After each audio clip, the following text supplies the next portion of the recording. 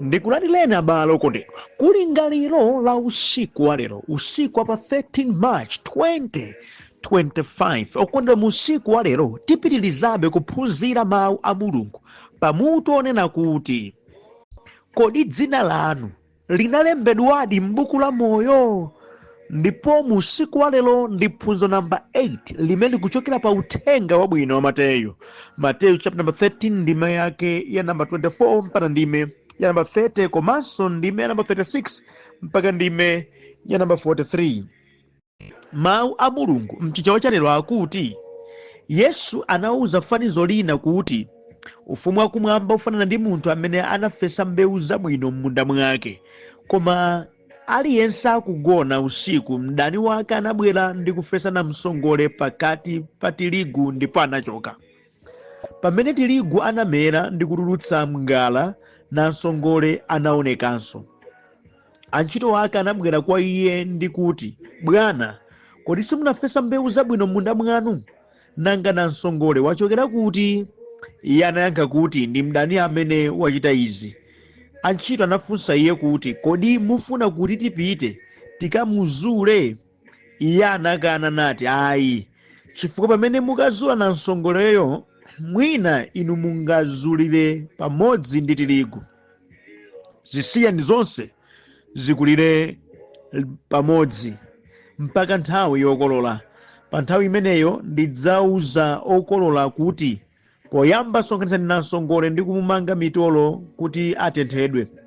Kenaka sonkhanitsani tirigu ndi kumuyika m'nkhokwe yanga." Pa verse number 36 mpaka na verse number 43 kumasulira kwa fanizo la namsongole. Kenaka iye anasiya gulu la anthu ndi kukalowa mnyumba. Ophunzira wake anapita kwa iye nati, "Timasulireni fanizo la namsongole m'munda." Iye anayankha kuti, "Munthu amene anafesa mbewu yabwino ndi Mwana wa Munthu. Munda ndi dziko lapansi, ndipo mbewu yabwino ndi ana aufumu, namsongole ndi ana oyipayo, ndipo amene anafesa namsongole ndi Satana. Kukolola ndiko kutha kwa dzikoli, ndipo otuta ndi angelo. Monga momwe namsongole azulidwa ndi kutenthedwa ndi moto, momwemonso kudzakhala pakutha kwa dziko. Mwana wa Munthu adzatumiza angelo ake, ndipo iwo adzachotsa mu ufumu wake chilichonse chochimwitsa ndi wonse amene amachita zoyipa. Adzawaponya m'ng'anjo ya moto, kumene kukakhala kulira ndi kukuta mano. Pamenepo olungama adzawala ngati dzuwa mu ufumu wa Atate wawo amene ali ndi makutu amve." Ameni. Abale okondedwa, mwa mawu a Mulungu amene tawerengawa titsogozedwa ndi kulingalira konena kuti cholakwika sichikonzedwa powononga chabwino ayi. Kamundimvetsa kuti china chake chavuta ndipo chawonongeka. Nawo pofuna kukonza cholakwachi sikoyenera ndipo sikwabwino kuti mukawononge chimene chili chabwino. Mawuwa ngozama. Anthufe nyengo zina tikamaona zina zake sizikuchitika bwino, ndipo mwinanso poopa kuti zikonzedwe mwa direct, timakakanganika nzinthu zina zimene nzabwino kale ati kudziphatikanso kukhala ngati zoyipa kuti zioneke ngati zikukonzeka. Machitidwe amenewa siothandiza ndipo sabwino ayi. Ndikufanira kuti chani? Zabwino tazilolani zikhale zabwino, zoyipa ndi zimene zinafunika kuti zikonzedwe.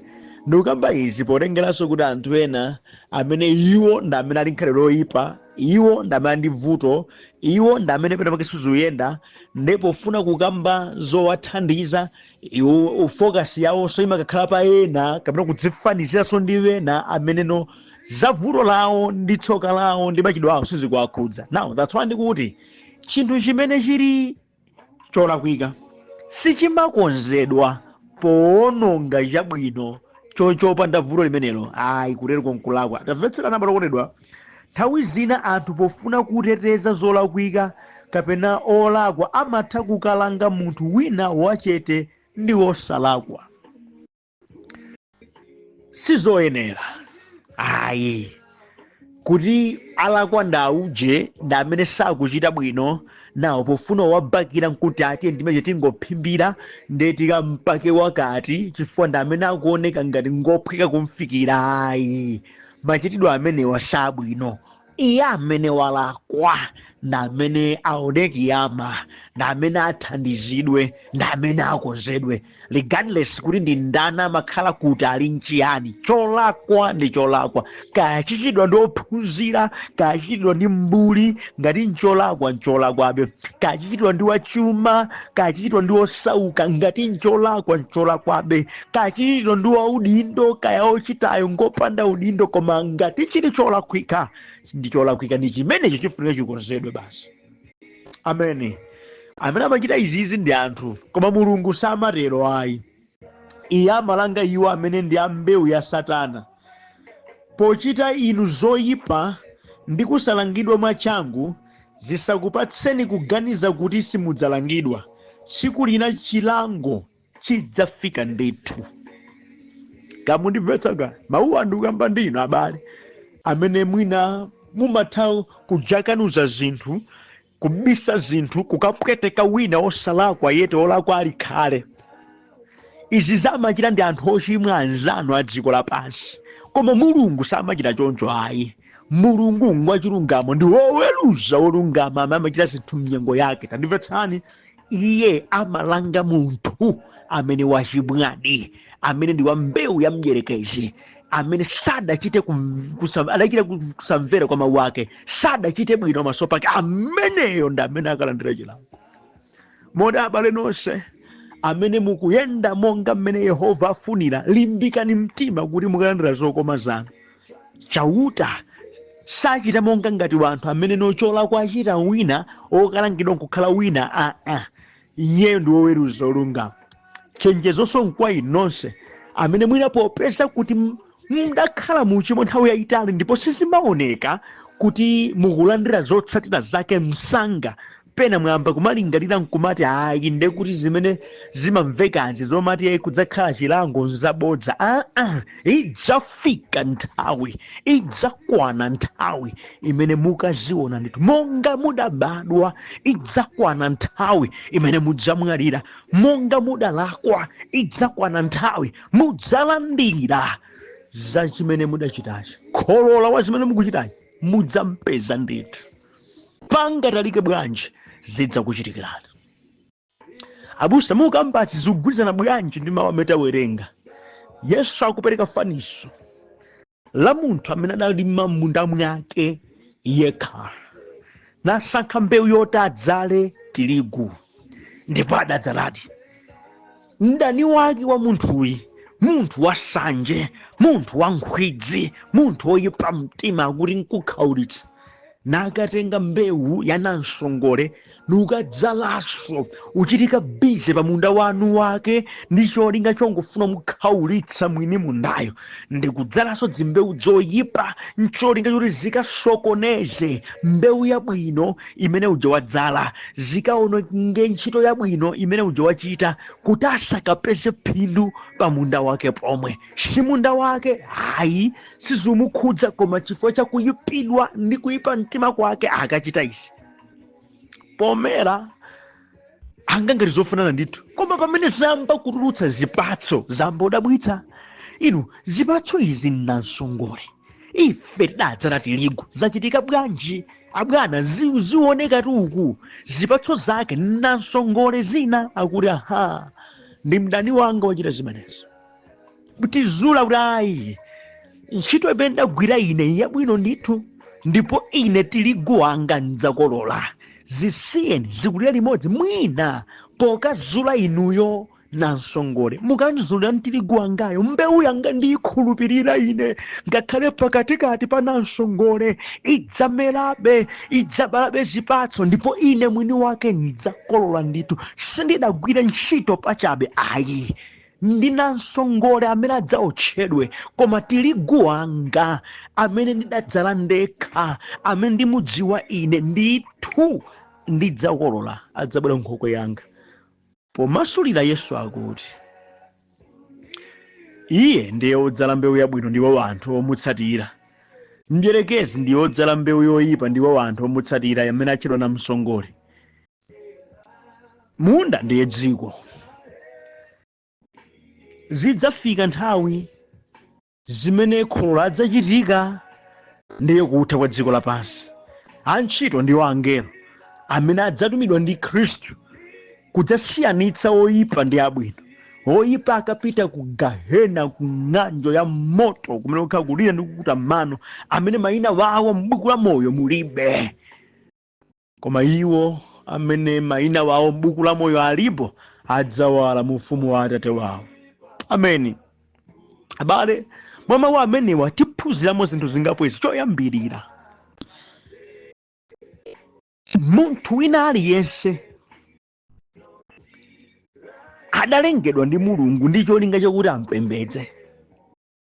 Ndipo khumbo la Mulungu mwa munthu wina aliyense nkuti aonetsere umulungu, akhale mbewu yabwino, achite chimene kumwamba ayembekeza. Munthu wina aliyense ku dziko lapansi ali ngati mbewu yodzalidwa ndi mwini wake Mulungu kuti achite zake za Mulungu. Monga kudali kuti mlimi adatenga mbewu yake yabwino nayika m'munda mwake kuti idzampatse zipatso zobwino, zipatso zokoma. Ndi mmene Chauta adachita, adatilenga m'chifanizo chake, ndipo iye adaona kuti tili bwino natika m'dziko tichite zake za iye. Chimenechi ndiye ganizo lake la Mulungu. Abale, izi zikuonetsa kunena kuti Mulungu sadatilenge natika m'dziko lapansi tikhale owukira, tikhale ochimwa, tikhale mbava, mahule, ufiti ayi, tidzichita zadama ku dziko lapansi mdzigololo. Adatilenga tikhale anthu opembedza mu mzimu ndi mchoonadi. Adatilenga tikhale anthu oonetsana khalidwe labwino. Adatilenga tichite zake za Mulungu, tidzipembedza iye ndi mtima wathu wonse, tidzionetsera umulungu wake. Ndiye cholinga cha Mulungu pa moyo wa munthu. Abusa, muti chani? Moti zonse zimene zikuchitika mu uchimozi, zimene anthu akhazika musichi cholinga cha Mulungu? Yankhola pafupi inde. Nonse afodi yamundimva pano, sadakulengeni mudzibema. Adakulengani kuti muonetsere ukulu wa Mulungu. Hule iwe, sadakulenge kuti uchidzichitika uhule. Ayi. Sadakulengeni kuti mukhale mchimo wina uliwonse ku dziko lapansi. Si cholinga cha Ambuye ayi, si ganizo la Ambuye ayi limenera. Ayi. Nanga busa, zuchitika bwanji zimenezi? Monga kudali kuti wafesa mbewu yake yabwino tirigu, mdani anabwera ndi kufesa mbewu yake ina. Ndiye kuti nchani tsono machitidwe onse onyasa tiona lerowa owafesa ni Satana, odzala ndi abulosi, kwa owatsatira ndi amene alandira zimene zinamazichita. Zilibe kanthu tonse tikhala mdzikoli, koma tionetsera kuti ndife anthu a mbewu zosiyana. Andimulati muone Bible kuti azindikire kuti zofesedwa zinthu zosiyana mpamene zipatso zake zamba kuonekera. Abale, khalidwe ndi machitidwe akutionetsa kusiyana kwa anthu. Moti alipo anthu ena kutchalitchi amapita ndithu, mawuwa amamva ndithu, koma machitachita awo akuchita kuonetsera poyera kuti iyi ndi mbewu ya Satana imadayidzala. Akati akwiye okondedwa kuphwanyaphwanya katundu, akati azunze mabanja wawo. Alipo azibambo okondedwa amene akuzunza akazi wawo, amangowasiya opanda ndalama, amawasiya opanda chithandizo china chilichonse. Ndalama amangoseweretsa, ali mdzibwezi za nkhani, amayankhula zimene angayankhule. Mabanja ndi ana wawo akuzunzika. Mbewu ya Satana. Tinawo azimayi ambiri zibwezi za zibambo okwatira kale, kudzipanga dimandi chuma chochuluka. Munthu kumafika pozuza mwana ubereka yekha, kumathamangitsa ku sukulu, iwo nkumadya zimene akati adimande okondedwa. Chimbewu cha Satana, chimbewu cha Satana. anthu akukhala moyo wa uhure kwambiri, akukhala moyo wa I don't care, I don't mind. Akukondedwa anthu amadziledzeretsa usati masewera, kumachita kudzitchula mayina osiyanasiyana, kumatenga mataitolo osiyanasiyana. Anthu akusuta chamba, anthu akutamba, anthu akuba chuma choyenera mphawi, chuma cha dziko. Anthu akuchita zambiri zonyasa zimene penanso kukanika kuziganiza. Anthu akusewera ndi za mawu a Mulungu, kuseweretsa zama, kuchita nyasi zibwana, mbewu ya Satana.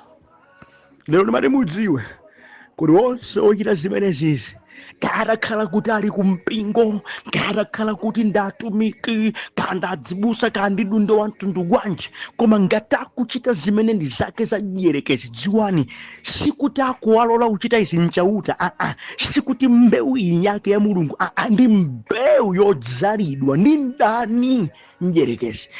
That's why akuchidwa ndani, chifukwa cholinga chake iye ndikupha, kuba ndi kuononga.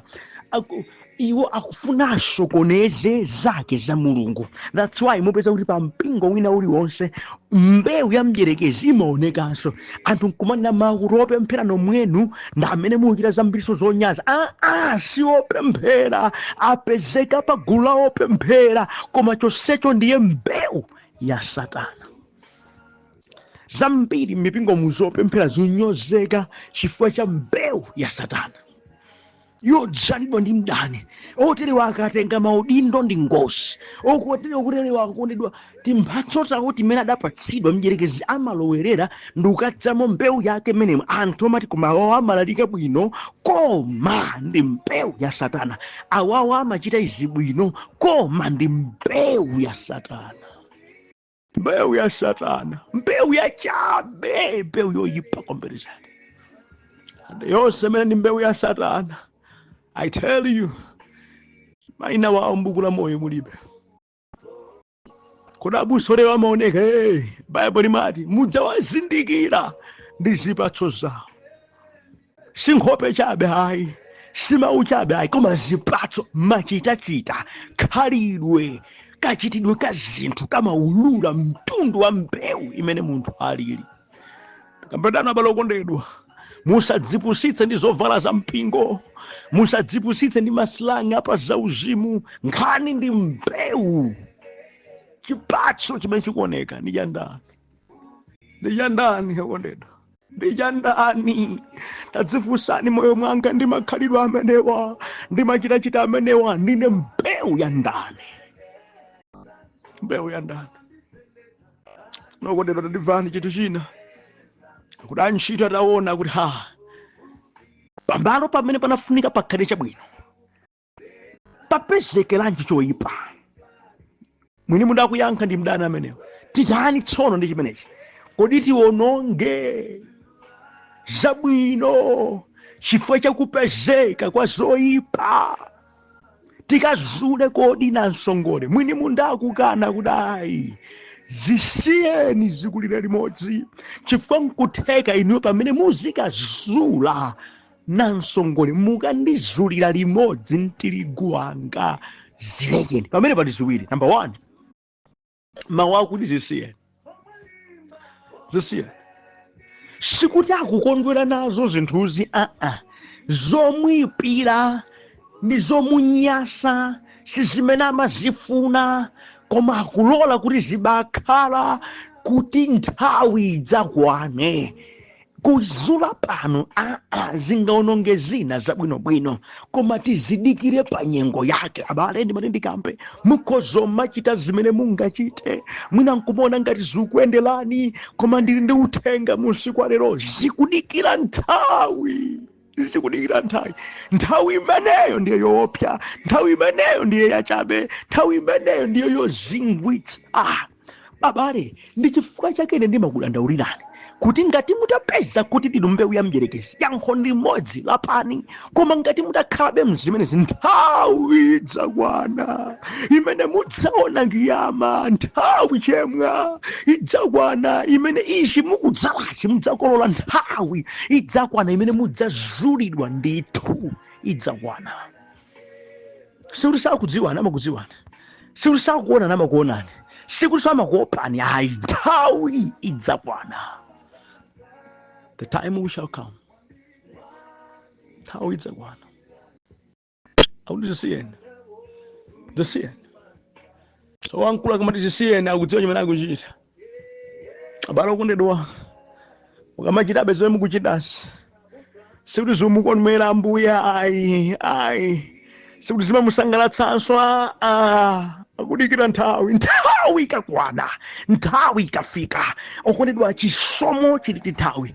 Abale nthawi inoyi ndimene mukhoza kulapa nkusintha, koma ikadzati yafika kuti Bible kuti monga kudaika kwali munthu kufa kamodzi ndipo akati wafa palibe zokambirana malemba kuti ndi chiweruzo. Chisomo ichi choti mukhoza kulapa nkukumvani pamene muli ndi moyo, mukadzati mwafika pakufa, mukadzati moyo wachoka mthupi lanulo, nthawi yolapa palibe, kumeneko nkukangolweruzidwa basi, dzina lanu m'buku la moyo simukalipeza. Busa munene kuti ngakhale tizisiyeni koma zumunyasa inde komadira nthawi yoziononga sino ikwana nthawi kuti muli mnyengo yonjezera muchitazi akunyasidwa nazo ambuye, makhalidwe awawa akuyipidwa. Musakhale simukumvatu izi mmachitazi zimamunyasa chauta, amayipidwa nazo ndi zinthu zopusa zopanda pake, amanyasidwa nazo kwambiri. Nanga bwanji sakwaononga akhangala wadalitsabe, akhangala awasisita, akhangala sikwanyengerera ndiwoleza mtima, koma akudikira nthawi ngati atalapa chabwino, koma akapanda kulapa nthawiyo ikati yafika asanafike polapa ndi ngozi. Malemba amanena ku buku la Yobu, ndayikamalira moyo wa munthu wina aliyense ndipo akadzafikapo sadzadutsa. It's a matter of time. Ngati atadzafika pa mulingo mmenewo koma osalapa ndi ngozi. Ndi ngozi ali kusungidwa kudikira moto ndi ngozi. Achiwiri ndi chabale kunena pamenepa akuti zisiyeni zikulira limodzi. Ndekuti mwini munda akukhulupirira mbewu yake kuti ngakhale pakatikati pana msongole singasokonekere.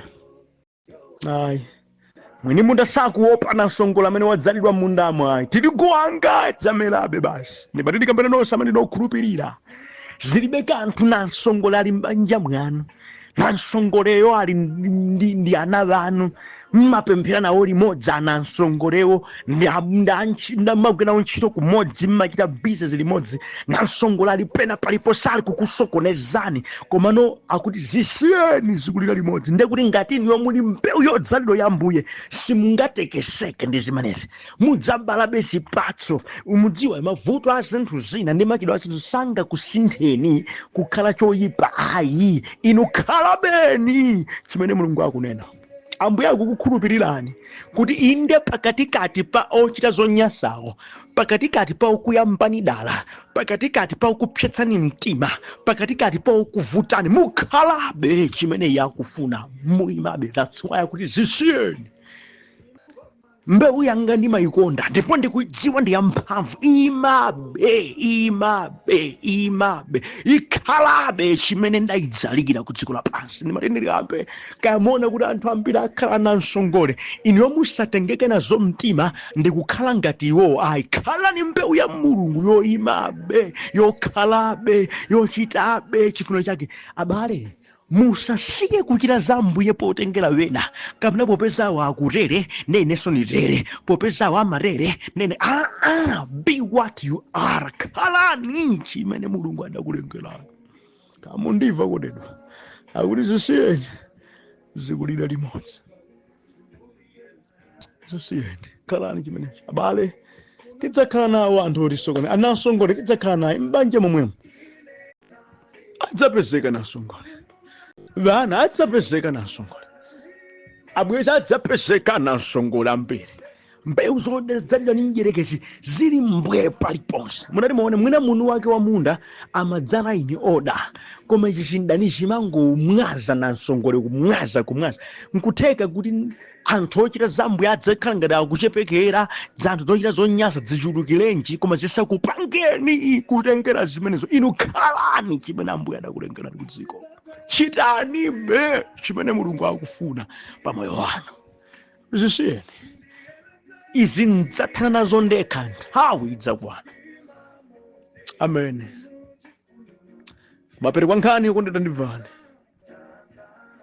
nthawi ikadzakwana yokolola, mathero a dziko lapansi, yekha mulungu adzasiyanitsa kudzera mwa angelo wake, kuyamba ndi wonse amene mayina wawo m'buku la moyo mulibe anansongole. Adzawamanga mitolo amenewa, adzaunjika pamodzi amene ndi kuwaponya ku moto kumene kukhala kulira ndi kukuta mano. Ndipo tikambe musamanyadire kukhala mbewu ya mdierekezi ili ndi mathero owawa, ndiye moto adzaoneni, chilango chosatha. Musamanyadire okondedwa kumachita machimo a dziko lapansi, zili ndi mathero aopweteka kwambiri. Musamanyadire khala mzoyipa izi zikupangitsani dzina lanu m'buku la moyo lisapezeke, ndipo mathero ake ndi chipweteko. Kulibe zachisoni kumeneko, kulibe pepani kumeneko, kulibe kuti mbwerere nkalape, kulibe zikati zachitika, ndipo zilibe reverse gear, ndi zopweteka. Nthawi idzakwana yakuti mudzalande cholinga chake. Imvetsani, ndikumvani chisoni chemwali, ndikumvani chisoni chimwene. Mama, ndikumvani chisoni kwambiri. Abambo, ndikumverani chisoni kwambiri. Mudafika pomanyadira kukhala muchimo, mmati mudamaliza masewera, ndino akatakwe simufikanso pakumva. Ndino munthu wa mng'ano wa makani onyamwa musati masewera. Koma ndikumverani chisoni kwambiri kuti nthawi yanu ikadzakwana muli muzimenezi, wanungwa ku moto wamuyaya, wanungwa ku moto. Ndipo malemba akuti kumeneko kwakhala kulira ndi kukukuta mano, fo dzina lanu m'buku la moyo silikapezeka. Idzakwana nthawi. Abusa nangati tani, inuyo ndinansongoleru musiyana. That's why lili fanizo, mbewu iyi singasinthe kuti adzaliwe na nsongole ndenkalikati mwandime nkusanduka tiligu zosatheka. Koma no pa nkhani ya moyo wa munthu pali chisomo chozama, kuti ngati munthu avomereza machimo ake, ali okhulupirika ndi olungama chauta, kuti akhululuke machimo ndi kutisambitsa kutichotsera chosalungama china chilichonse. I tell you, mukhoza kulapa, mbuye nkukukhululukirani. Mukhoza kubwera kwa mbuya, mbuye nkukukhululukirani. Mukhoza kukhala ndi Yehovayo kukulandirani. Mudalapa mtima wanu, mudavomereza machimo ndi kuwasiya, ndikuzani mukhoza kukhala watsopano. Malemba akuti munthu wina aliyense amene ali mwa Khristu ali wolengedwa watsopano. Zinthu zonse zakale zimapita ndipo zimabwera zatsopano. Akhoza kulandirani. Lanu dzina m'buku la moyo akhoza kulemba. Mukhana mgulu la tirigu amene akatengedwa nakhala mnkhokwe ya mwini munda, amene ndiwo ana ufumu, amene malemba akunena kuti pamenepo olungama adzawala ngati dzuwa mu ufumu wa Atate wawo. Amene mayina awo ali m'buku la moyo akawala, akakondwa, akasangalala, zikakhala kuti zili bwino. Tidakhala pakati pa nansongole ife, tidaona zopweteka zambiri ife, koma tsopano sitikuzionanso, tikuwala mu ufumu wa Atate wawo. Kodi bodi simulakalaka inu kuti mukawale nawo mu ufumu wa Atate kumwamba? Mukakanika olowa mu ufumu wa Atate kambakani koyamwa ndudu munthu masuta 40 ya munthu. Mukakanika ulowa kamba kadzigololo, munthu wapapanja kale ngati iwe, munthu wachisomo ngati iwe. Mukakanika olowa chifukwa cha amuna wana wake chemwa. Mukakanika olowa kodedwa kumeneko ku ufumu wa Ambuye kamba kakubako zuza mphawi zone zimene. Lemba kuti munthu adzapitira chiyani, atadzikundikira kena kalikonse ka dziko lapansi, ndataya nazunza napweteka moyo wake. Kuti moni simukufuna kumene, bwanji mutalingalira kawiri okondedwa kuti ayi ndakhala nansongole, ndamvetsa ina kupweteka ineyo, ndapweteka anthu ambiri, ndadzalidwa ndi mdierekezi. Koma tsopano ndiyang'ana kwa Ambuye, mutikhululukire ndiyambe kwa tsopano. Ali olungama Yehova akhoza kukhululukirani. Ndipo malemba akunenetsa akuti idzani kuno kwa ine nosakulema ndi kutholwa ndipo ine ndidzakupumitsani. Ndipo museze goli langa limene lili lopepuka kwambiri seri. Phunzani kwa ine amene ndili ofatsa ndi odzichepetsa. Ambuye akuthandizeni abale okondedwa kuti mukhoze kulapa mtima wanu yena akulandirani. Kuti pamapeto pa zonse mukawale mu ufumu wa Atate wanu. Osati mukakhale muli mkaheda wa moto, mng'anjo ya moto, kumene kukhale kukulira ndi kukutamani. Mukhoza ozipewa izi pa chinthu chimodzi, kulapa mtima kubwera kwa Ambuye kuti akulandirani. Abale okondedwa, talingalirani zimenezi moyo wanu ndipo Ambuye akulezeni mtima. Amen.